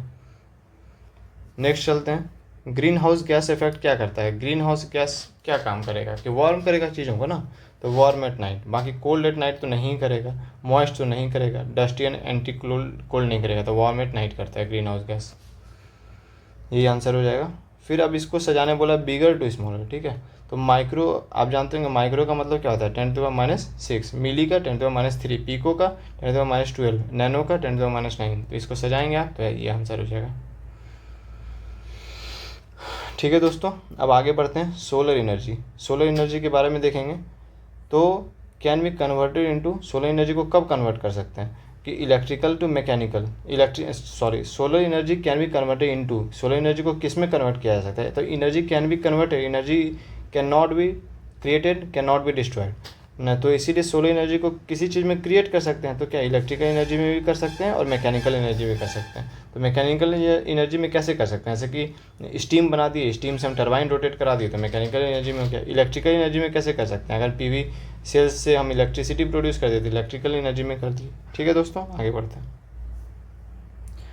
N instrument measures the physical quantity which resembles very closely to its true value.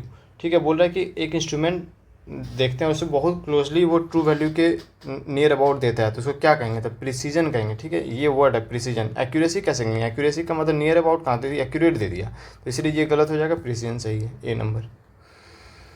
Next चलते हैं, एक करेक्ट आंसर पूछा है, बोल रहा है कि charge can be positive and negative और जीरो, बिल्कुल सही है। मास इज पॉजिटिव क्वांटिटी, बिल्कुल सही है। बोल रहा है कि charge and mass both can be positive and negative, mass कभी भी नेगेटिव नहीं हो सकता है, तो ये गलत हो गया, तो इसलिए ए और बी सही है, डी आंसर हो जाएगा। उसके बाद बोला असर्शन रीजन, देखिए कितना सारा असर्शन रीजन पूछा गया है, बार बार असर्शन रीजन देखने को मिल रहा है। तो इस बार आप सिर्फ बीपीएससी में नहीं, बीपीएसएससी का जो भी एग्ज़ाम हुआ था दरोगा वाला, उसमें भी असर्शन रीजन बहुत था। तो धीरे धीरे लेवल जो है बढ़ता जा रहा है एग्ज़ाम्स का, तो आप उस टाइप से तैयारी कीजिए कि बहुत से बहुत टेस्ट सीरीज़ वगैरह लगाइए, स्टेटमेंट वो बेस्ड क्वेश्चंस लगाइए और वैसे करके अपने आप को तैयार कीजिए। और जो नॉट अटेम्प्टेड वाला जो ऑप्शन आ रहा है, इसको भी कैसे भरें, इसका भी एक OMR खरीदिए और घर में प्रैक्टिस करते रहिए। असर्शन देखेंगे क्या है, domestic electrical appliances working on a three pin socket. Three pin socket जो आता है, तो वो बोल रहा है कि कंटिन्यू वर्क, अगर वर्क जो है वो कंटिन्यू करता रहेगा, 3-पिन सॉकेट जो होता है, तो ये अगर ख़राब भी हो गया ना तब भी ये कंटिन्यू वर्क करता रहेगा, तो ये बिल्कुल सही है, फिर भी करता रहता है। क्यों, क्योंकि जो थर्ड टॉप पिन जो होता है वो सेफ्टी डिवाइस होता है, मतलब अर्थिंग के लिए उसको देते हैं ना, अर्थिंग के लिए देते हैं, अगर नहीं भी रहेगा ना तब भी ये काम करता रहेगा, तो ये इसलिए इसका स्टेटमेंट बिल्कुल सही है और इसको एक्सप्लेन भी करता है, ये सही हो जाएगा। बोले साइनोकोबालामाइन जो है वो एक बायोमोलिक्यूल है, इज रिलेटेड विच विटामिन। तो साइनोकोबालामाइन किसका नाम है, तो विटामिन B12 का है, और फिर इसका कौन से एलिमेंट से इसको रिलेट करते हैं, मेटल से, तो कोबाल्ट से रिलेट करते हैं, ध्यान रखिएगा, ऐसे सबका है, तो आप कोबाल्ट, यही आंसर है। अब देखिए ऐसा क्वेश्चन दिया है, ये थोड़ा अच्छा क्वेश्चन है, एनाल्जेसिक जो होता है, तो एनाल्जेसिक से क्या थेरापेटिक एक्शन बोल रहा है, सुटेबल थेरापेटिक एक्शन कौन सा ड्रग के साथ है, तो ये इसमें से चूज़ करना है। तो आप देखिएगा इसमें एनाल्जेसिक का मतलब क्या होता है कि पेन रिलीवर कौन है, एस्पिरिन होता है, तो के साथ एस कहीं नहीं है, आप देखेंगे यहाँ पे।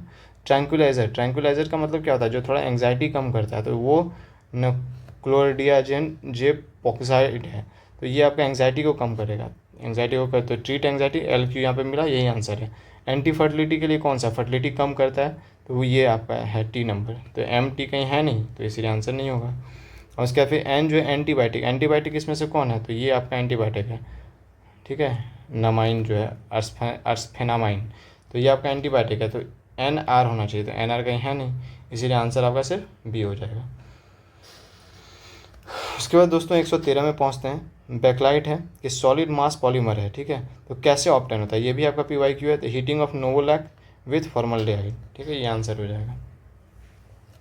उसके बाद बोल रहा है कि इसमें से कौन सा स्टेटमेंट करेक्ट है, तो ये काफ़ी डिफ़िकल्ट क्वेश्चन हो गया या टफ क्वेश्चन हो गया, आप देखेंगे तो इसमें सिस्टीन और मिथायोनाइन, इसी में जो है सल्फ़र मिलता है, ठीक है, ऐसे ये एमिनो एसिड है, बाकी सब गलत है, तो ये टफ क्वेश्चन हो जाता है थोड़ा। 115 में देखेंगे दोस्तों कि इसमें से कौन करेक्ट नहीं है फ्रीऑन के बारे में। फ्रीऑन का यूज़ क्या है कि रेफ्रिजरेशन में यूज होता है, इसका रेफ्रिजरेशन में यूज होता है, तो इसमें क्या है कि हाईली रिएक्टिव गैसेस ये नहीं है, अगर हाईली रिएक्टिव रहेगा तो कहाँ से रेफ्रिजरेशन में यूज होगा, तो इसलिए यही गलत हो जाएगा दोस्तों। नेक्स्ट देखेंगे फ्रेंड्स कि which of the following is the least soluble in water, इसमें से लीस्ट सॉल्यूबल कौन होता है, तो लिथियम फ्लोराइड है जो कि लीस्ट सॉल्यूबल है, सी आंसर है। एसिडिफाइड पर मैग्नेट जो है सॉल्यूशन बोल रहा है कि ऑक्सीडाइज जब करता है ऑक्सीलेट में, ऑक्सीडाइजेज ऑक्सीलेट को जो ऑक्सीडाइज करता है तो इसमें क्या बनाता है, तो कार्बन डाइऑक्साइड बनाता है, ध्यान रखिएगा। Which one is the correctly matched pair in view of colour of aqua ion and electrons in D subshell. देखिए ये भी डिफ़िकल्ट क्वेश्चन है। अब ऐसा क्वेश्चन दे रहा है ना, अब ये देखिएगा कि कितना साइंस डिफ़िकल्ट बना है। AEDO में जैसे हम लोग देखे थे कि साइंस डिफ़िकल्ट था, तो इसमें भी डिफ़िकल्टी लेवल जो है साइंस का हमको लगता है वैसा ही रखा गया है। कुछ ही क्वेश्चन आप बना पाइएगा, बाकी टफ ही है। तो बोला कलर भी आपको बताना है और इलेक्ट्रॉन्स कितना है डी सबसेल में उसका भी बताना है। तो ये सब कहाँ से याद रहेगा नॉर्मल बंदों को, तो इसीलिए इसमें सब कर। हाँ ये भी आप देखेंगे कि अब ऐसा फैक्ट दिया है जिसको कभी पढ़ा ही नहीं होगा लोग, तो आपको ऊपर भी बताए थे कि सब सही हो जाता है, इसमें भी देखिए सब सही है, ऑल करेक्ट सही है, ठीक है। तो जितना ज़्यादा फैक्ट डिफ़िकल्ट और उतना ही ऑल करेक्ट। तो ये आपका एक ट्रिक है दोस्तों, इसको ध्यान दीजिएगा थोड़ा सा, ट्रिक है कि सब करेक्ट मार देना है। और लीड टेट्रा इथाइल जो है इसको मिलाते हैं गैसोलीन में, तो क्यों मिलाते हैं? Octane rating anti knock agent होता है इसलिए। आसान क्वेश्चन था। बोल रहा करेक्ट कौन नहीं है। देखिए अब यहाँ पे भी आपको another facts, lots of facts हैं। तो अब देखेंगे यहाँ पे क्या है, इन्वर्टेज इंजाइम जो है वो केन शुगर को ग्लूकोज और फ्रुक्टोज में करता है। इंजाइम यूरेज जो है वो आपका यूरिया में कन्वर्ट डिकम्पोज करता है। फिर डाइटेज इंजाइम जो है वो स्टार्च को माल्टेज में करता है। फिर जाइमेज इंजाइम जो है वो ग्लूकोज को अल्कोहल और कार्बन डाइऑक्साइड में करता है। तो ये काफ़ी ज़्यादा फैक्ट है, तो इसमें भी देखिए ऑल स्टेटमेंट्स आर करेक्ट। तो ऐसा चीज़ आएगा तो ऑल स्टेटमेंट्स मार दीजिएगा, ठीक है। ये एक ट्रिक है, पॉजिटिव में मार्क्स मिल जाएगा आपको, नहीं तो नेगेटिव तो नहीं जाएगा, पॉजिटिव में मिल जाएगा। उसका not a type of biodiversity, तो जेनेटिक डाइवर्सिटी होता है, स्पेसीज डाइवर्सिटी होता है, इकोलॉजिकल डाइवर्सिटी होता है, बायोलॉजिकल डाइवर्सिटी तो खुद एक अम्ब्रेला टर्म है। तो ये कहाँ से ना हो जाएगा टाइप ऑफ बायोडाइवर्सिटी, खुद ही बायोडाइवर्सिटी है, तो इसलिए गलत हो जाएगा ये। उसका बोल रहा है कि ग्लोबल इंडिया शेयर क्या है ग्लोबल स्पेसीज में, तो 4% ऑफ द लैंड है, लेकिन ग्लोबल स्पेसीज कितना है 8% के लगभग, 8.1%, ठीक है। काफ़ी हम लोग बायोडाइवर्स कंट्रीज़ माने जाते हैं। बायोडाइवर्सिटी हॉटस्पॉट बोल रहा है आप कितना है। देखिए अभी इन्वायरमेंट से भी काफ़ी क्वेश्चन आ रहा है, देख रहे हैं आप, इन्वायरमेंट से क्वेश्चन है। तो बायोडाइवर्सिटी हॉटस्पॉट जो इंडिया में कितना है, बायोडाइवर्सिटी हॉटस्पॉट जो है वर्ल्ड में कितना है, तो 34 है टोटल, ठीक है, जिसमें से इंडिया में 4 है। आप बताएंगे 4 कमेंट करके इंडिया में क्या क्या है बायोडाइवर्सिटी हॉटस्पॉट, ठीक है दोस्तों। इससे आपको भी नॉलेज बेस को स्ट्रांग होगा, तो आप बताएंगे तो सही रहेगा। अब बोल रहा है कि नॉट ए कैनाबिनॉइड्स, कैनाबीज से कौन नहीं बनता है, तो हसीस बनता है, चरस बनता है, गांजा बनता है, हीरोइन नहीं बनता। हीरोइन जो है ऑपोइड से बनता है या फिर अफीम से बनता है, हीरोइन आंसर हो जाएगा। अभी विथड्रॉल सिंड्रोम जो है वो कॉज्ड ड्यू टू, ये क्यों होता है, तो इसका हम कंफर्म नहीं है दोस्तों, हम मेरे हिसाब से ये आंसर होना चाहिए, बट आप लोग देखेंगे इसको, मैं कंफर्म नहीं हूँ, झूठ का गलत आंसर देने से फ़ायदा नहीं, आप लोग देखेंगे दोस्तों इसको।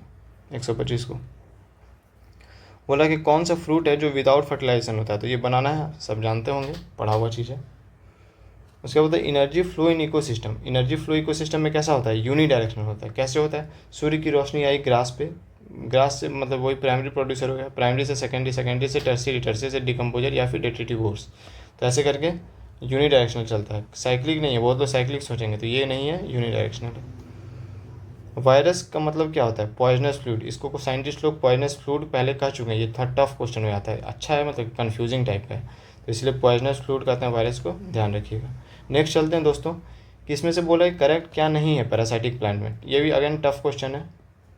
तो पैरासाइटिक प्लांट कौन है, कस्कुटा को बस एक लोग जानते होंगे कि पैरासाइटिक प्लांट है। नेलुम्बो, नेलुम्बो अब साइंटिफिक नेम दे दिया है। फिर सेंटलम साइंटिफिक नेम है, ओरोबांसे साइंटिफिक नेम है। तो अगर ऐसा ऐसा नाम दे दिया साइंटिफिक नेम, तो आप कैसे जानिएगा, जबकि नेलुम्बो को लोटस कहते हैं, सेंटलम को सैंडलवुड कहते हैं। तो ऐसे ऐसे करके चीज़ें हैं, तो ये काफ़ी टफ क्वेश्चन है, आंसर नेलुम्बो है। बाकी ये भी आपका पार्शियल पैरासाइट है सैंडलवुड, और ओरोबांसे भी पैरासाइट है। अब अगेन दोस्तों, अब नॉट करेक्ट पूछ रहा है लाइकेन के बारे में, लाइकेन के बारे में बोल रहा है नॉट करेक्ट, यानी कि ये एल्गी और फंगी का सिम्बायोटिक रिलेशनशिप होता है दोस्तों, तो ये सही है। और दूसरा है कि not grown in the polluted areas, बिल्कुल पॉल्यूटेड एरियाज जहाँ होता है, तो एक तरह से आपका की स्टोन स्पीसीज है, ये की स्टोन स्पीसीज है, मतलब कि अगर पॉल्यूशन में ये लोग खुद लाइकेंस जो है वो डेथ करने लगते हैं, डेथ हो जाता है इनका, होने लगता है, तो ये बताते हैं कि पॉल्यूटेड एरियाज़ में ये ग्रो नहीं करेंगे। और फिर इसका बोल रहा है कि एल्गल पार्टनर प्रोवाइड्स वाटर, जबकि वाटर नहीं प्रोवाइड करता है, ये क्या प्रोवाइड करता है, एल्गल पार्टनर फूड प्रोवाइड करता है। और जबकि फंगी जो है वो शेल्टर प्रोवाइड करता है, बिल्कुल सही है, फंगी शेल्टर प्रोवाइड करता है, वाटर प्रोवाइड करता है और मिनरल्स भी प्रोवाइड करता है, इसीलिए इसका सिम्बायोटिक रिलेशनशिप बनता है, ठीक है। तो इसलिए सी आंसर हो जाएगा। नेक्स्ट 131 में आते हैं दोस्तों, देखिए ये भी टफ क्वेश्चन है, सब बायो का टफ क्वेश्चन है, कुछ कुछ आसान है, मेनली टफ ही है। तो अगर देखें क्या बना रहा है बीपीएससी, मुझे भी नहीं पता, ऐसा ऐसा क्वेश्चन कौन बनाता है, ये सब कौन पढ़ेगा, ये तो एनसीईआरटी का एनसीईआरटी का आप देखेंगे कि पूरा बायोलॉजी पढ़ा रहा है भाई 11th-12 का, 11th एंड 12th का, कहाँ से पूरा बायोलॉजी पढ़ ले आदमी। अगर बायोलॉजी पढ़ ले तो क्या नीट का एग्ज़ाम नहीं हम लोग दे देंगे, नीट का एग्ज़ाम ही दे देंगे, फिर क्यों सिविल सर्विसेज का तैयारी करेंगे। तो भाई ऐसा क्वेश्चन नहीं बनाना चाहिए, जनरल स्टडी को जनरल ही रखना चाहिए, उससे कुछ नहीं हो जा रहा है। कट ऑफ आज भी 90 के अराउंड है, नहीं तो ऐसा क्वेश्चन आएगा ज़्यादा तो फिर क्या हो जाएगा, कट ऑफ आपका 70-75 के अराउंड होवर अराउंड करेगा, होवर करेगा 70 to 75 में। क्यों करना है भाई, क्या दिक्कत है, 90 आ रहा है तो कम से कम फ्रस्ट्रेट तो नहीं होगा स्टूडेंट। ऐसे क्वेश्चन में फिर लक बेसिस ज़्यादा हो जाता है। तो इसमें देखेंगे कि आप मेजर ग्रुप और उसके मैमल्स के बारे में पूछा, तो यही आंसर होगा, आप देखिएगा बी नंबर। अब नेक्स्ट अब देखते हैं कि पेशेंट जो बोल रहा है कि विटामिन, कौन से विटामिन डिफिशियंसी से आपका वुंड हीलिंग डिले हो जाता है और जनरल वीकनेस होता है, ब्लीडिंग गम्स होता है, तो कौन सा स्कर्वी में होता है, विटामिन सी में के कारण, के डेफिशिएंसी के कारण स्कर्वी।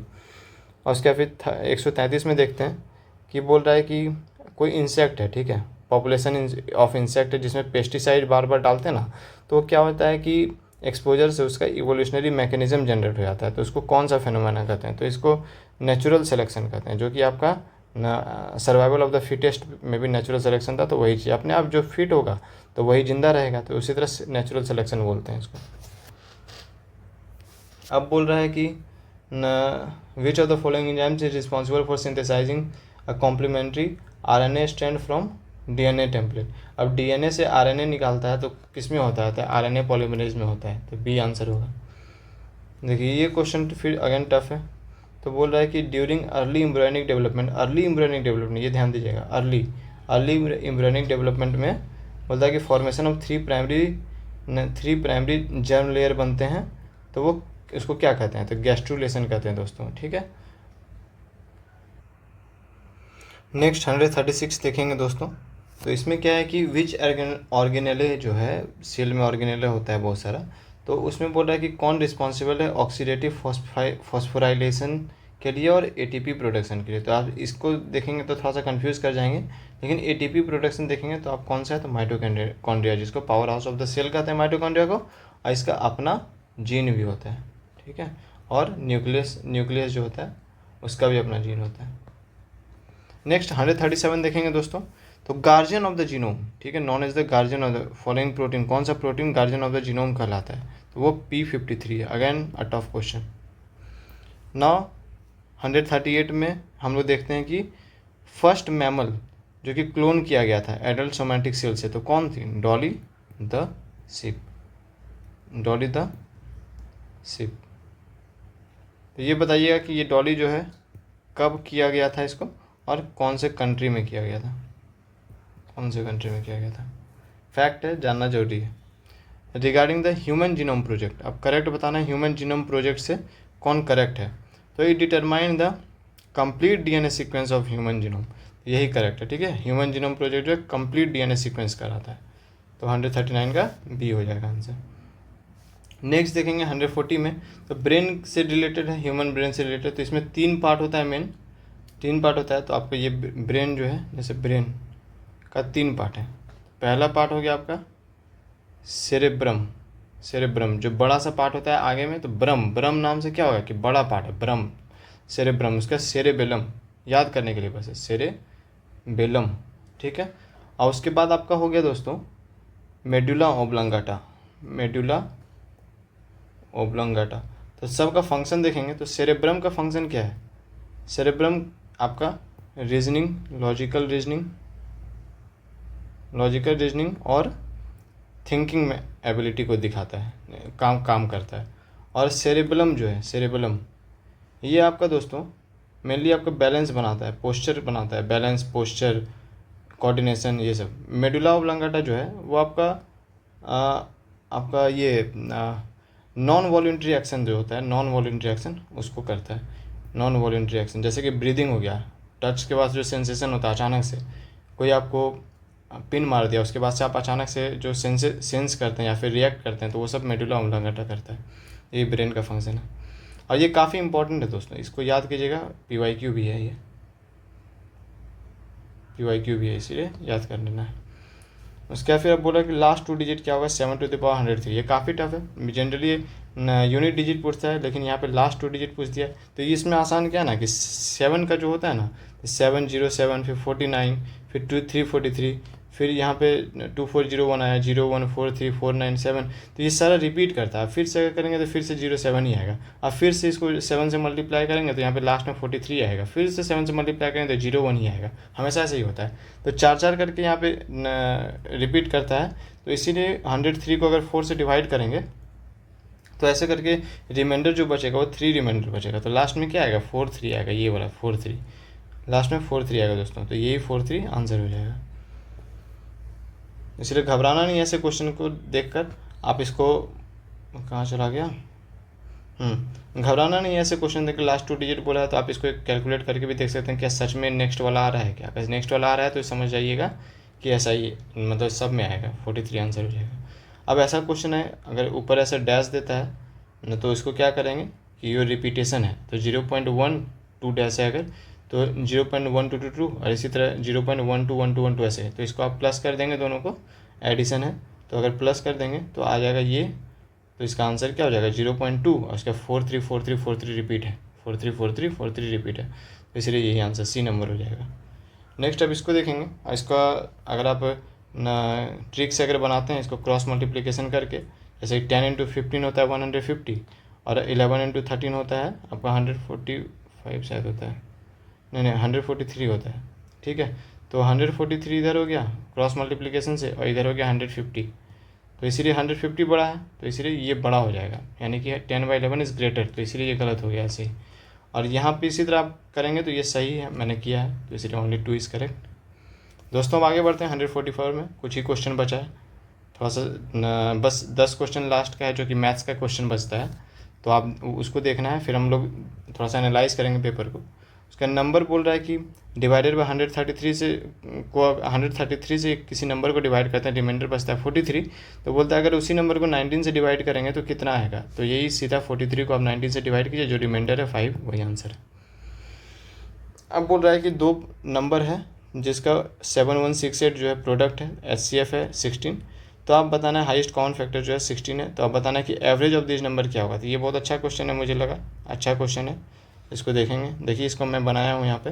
तो 16 अगर हाईएस्ट कॉमन फैक्टर है तो पहला नंबर 16A ले लेते हैं, दूसरा नंबर 16B ले लेते हैं। इसका इंटू करेंगे तो यार 7168 बनेगा। अब इसको 16 से डिवाइड करेंगे तो AB 16 × 16 से डिवाइड करेंगे तो AB जो है 28 आता है। 28 आता है, इसका मतलब क्या है, क्या क्या हो सकता है, 28 × 1 हो सकता है, 7 × 4 हो सकता है, लेकिन 14:2 नहीं हो सकता क्योंकि यहाँ पे 2 ये कॉमन फैक्टर नहीं हो रहा है ना।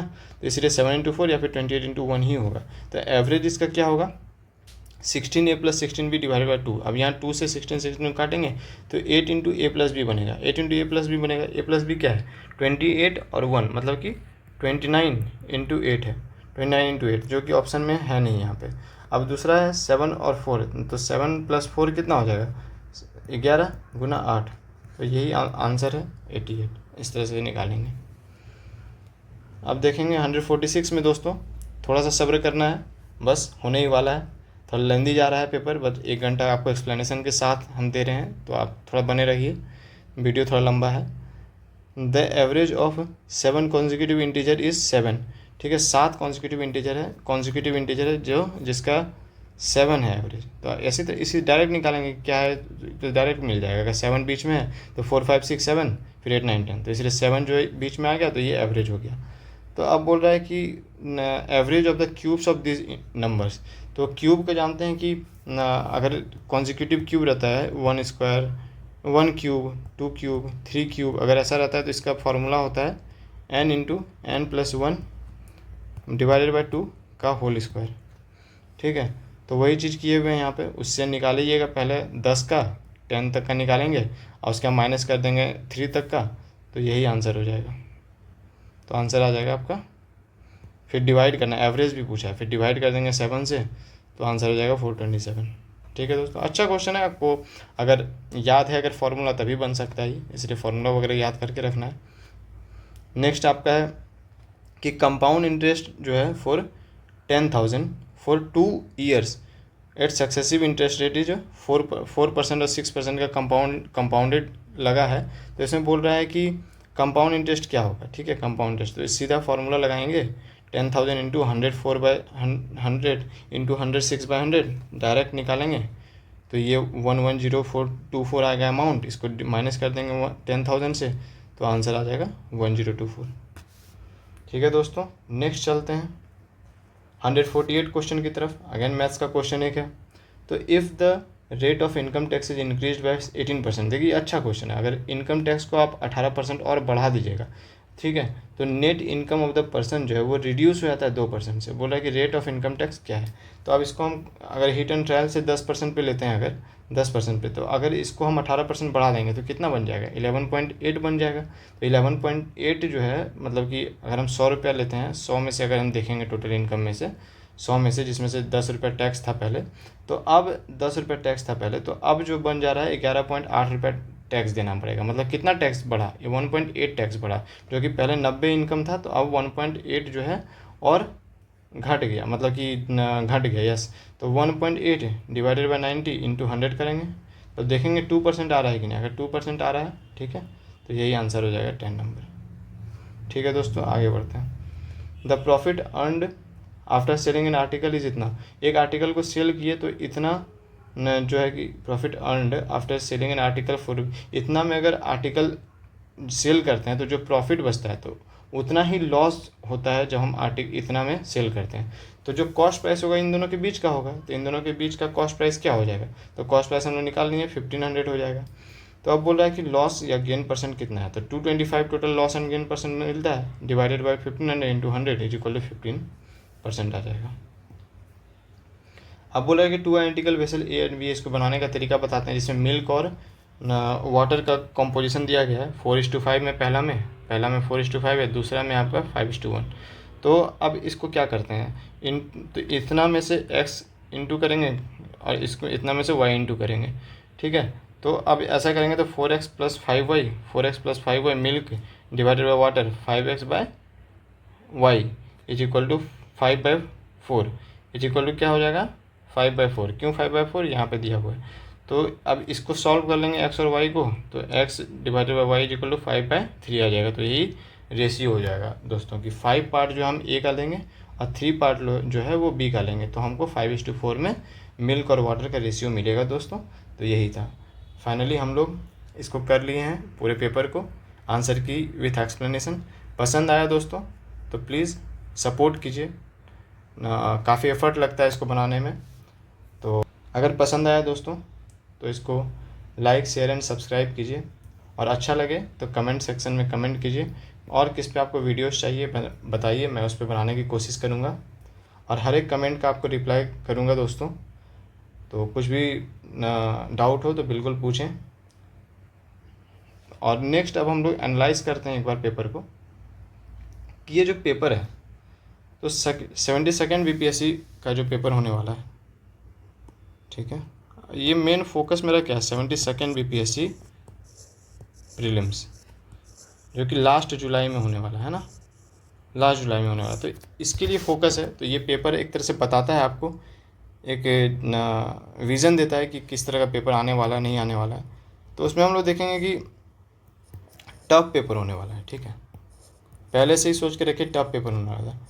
आपको बाउंसर मिलेगा, बाउंसर के लिए तैयार रहिए। तो आपको डक करते रहना है, बाउंसर मिलेगा डक करेंगे, आसान क्वेश्चन रहेगा तो बनाएंगे, ठीक है। दूसरा कि आपको लेंदी पेपर मिलने वाला है, लेंदी पेपर मिलने वाला है, ठीक है। तीसरा कॉन्सेप्चुअल क्लैरिटी रखिए, कॉन्सेप्चुअल क्लैरिटी होना चाहिए, ठीक है, कॉन्सेप्चुअल क्लैरिटी होना चाहिए। वो वन लाइनर का जो जमाना था हैज़ गॉन, ठीक है, वन लाइनर ख़त्म हो गया, तो आपको कॉन्सेप्चुअल क्लैरिटी का ज़रूरत है। तो अब और देखेंगे कि आप मैथ्स और रीजनिंग जो है, रीजनिंग थोड़ा अच्छे लेवल का प्रैक्टिस कर लेंगे, क्योंकि 10 क्वेश्चन जो आता है ना, तो जो जिसका मैथ्स रीजनिंग अच्छा होगा ये 10 का 10 बना लेगा, ठीक है, 10-15 जो भी आएगा तो ये पूरा का पूरा बन जाएगा। तो इसीलिए उसको एडवांटेज हो जाएगा। तो आपको मैथ्स रीजनिंग हमेशा से अच्छा रखना है। आप पहले से समझ के रखिए कि क्वेश्चन टफ आने वाला है, डिफ़िकल्ट आने वाला है, और साइंस का क्वेश्चन मेनली साइंस में साइंस में देखेंगे आप AEDU का जो एग्ज़ाम हुआ उसमें भी सारा question, most of the question science का टफ था। फिर स्टेनो का जो एग्ज़ाम हो रहा है अभी, तो उसमें भी साइंस का क्वेश्चन दोनों में टफ मिला है। तो आपको साइंस पे थोड़ा सा ज़्यादा ध्यान देना है। बाकी ठीक है दोस्तों, आगे मिलते हैं नेक्स्ट वीडियो में। उम्मीद है कि आप लोग मेहनत कर रहे होंगे और रिवीजन को नहीं छोड़िएगा। मैं रिवीजन छोड़ रहा हूँ, उसके बाद मैं बहुत सारे क्वेश्चन गलत कर दे रहा हूँ, कंफ्यूज कर जा रहा हूँ। इसीलिए कोई भी एग्ज़ाम के लिए याद रखिएगा, ये आपका की पॉइंट है कि revision is the key for success. ठीक है, तो रिवीजन ही करना है आपको, हमेशा याद रखना है कि रिवीजन इज़ मस्ट। ठीक है, रिवीजन इज़ मस्ट, रिवीजन करते रहना है, सक्सेस तभी हाथ लगेगी दोस्तों। उम्मीद है वीडियो पसंद आया होगा। प्लीज़ सब्सक्राइब, लाइक, कमेंट, जुड़े रहिए हमारे साथ नेक्स्ट वीडियो के लिए। Thank you.